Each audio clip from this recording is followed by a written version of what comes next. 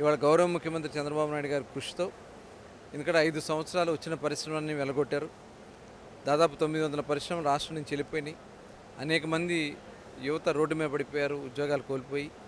మళ్ళీ ఇవాళ కూటమి ప్రభుత్వం వచ్చిన తర్వాత మెట్టు మెట్టు పేర్చుకుంటూ ఇవాళ పెద్ద ఎత్తున పెట్టుబడులు మనం చూసాం. గూగుల్ డేటా సెంటర్ రావడం కానీ, ఇవాళ ఆర్సెలర్ మిట్టల్ సంస్థ రావడం కానీ, భారతదేశంలోనే 25% పెట్టుబడులు ఈ సంవత్సరాల కాలంలో ఆంధ్ర రాష్ట్రంలో వచ్చినాయంటే ఇది గౌరవ ముఖ్యమంత్రి గారి యొక్క పరిపాలన దక్షతకి నిదర్శనం.